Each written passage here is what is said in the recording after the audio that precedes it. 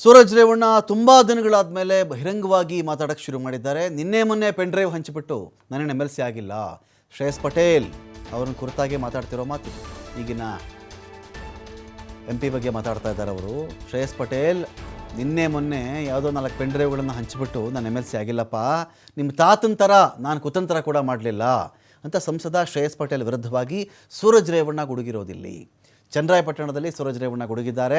ದೇವೇಗೌಡರ ಕುಟುಂಬವನ್ನು ಮುಗಿಸ್ಬಿಡ್ತಾರಂತೆ, ಇವರೆಲ್ಲ ಸೇರಿಕೊಂಡು ದೇವೇಗೌಡರ ಫ್ಯಾಮಿಲಿನ ಮುಗಿಸ್ಬಿಡ್ತಾರಂತೆ. ಇವತ್ತೇನು ಅಚಾನಕ್ಕಾಗಿ MP ಆಗಿಬಿಟ್ಟಿದ್ದಾರಲ್ಲ, ಅವರ ತಾತ ನಮ್ಮ ಅಜ್ಜಿ ನಮ್ಮ ತಾಯಿ ಮೇಲೆ ಆ್ಯಸಿಡ್ ದಾಳಿ ಮಾಡಿದ್ರು. ಅವ್ರ ತಾತನೇ ನಮ್ಮ ಅಜ್ಜಿ ಮೇಲೆ ನಮ್ಮ ತಾಯಿ ಮೇಲೆ ಆ್ಯಸಿಡ್ ದಾಳಿ ಮಾಡಿಸಿದ್ರು ಅವರು. ಇಲ್ಲಿರ್ತಕ್ಕಂಥ ಹಿರಿಯರಿಗೆ ಮಾತ್ರ ಇವೆಲ್ಲ ನೆನಪಿರುತ್ತೆ. ಶ್ರೇಯಸ್ ಪಟೇಲ್ ತಾತನ ಬಗ್ಗೆ ಕೂಡ ಸೂರಜ್ ರೇವಣ್ಣ ಗುಡುಗಿದ್ದಾರೆ. 25 ವರ್ಷದಿಂದ ಇವತ್ತೇನು ಸಂಸದರಾಗಿದ್ದಾರೆ, ಅಚಾನಕ್ಕಾಗಿ ಅವ್ರ ತಾತ ನಮ್ಮ ಅಜ್ಜಿ ಮೇಲೆ ನಮ್ಮ ತಾಯಿ ಮೇಲೆ ಆಸಿಡ್ ಹರಿಸಿದ್ ಯಾರು ಮರಿಬಾರ್ದು, ಯಾರೊಬ್ರು ಮರಿಬಾರ್ದು. ಇಲ್ಲಿರೋ ಹಿರಿಯರಿಗೆ ಮಾತ್ರ ಜ್ಞಾಪಕ ಇರುತ್ತೆ.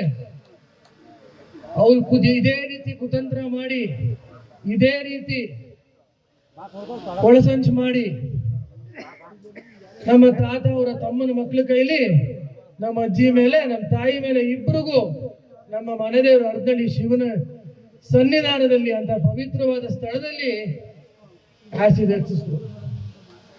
ಇದೇ ರೀತಿ ಸಂಕಷ್ಟ ಇಡೀ ಕುಟುಂಬಕ್ಕೆ.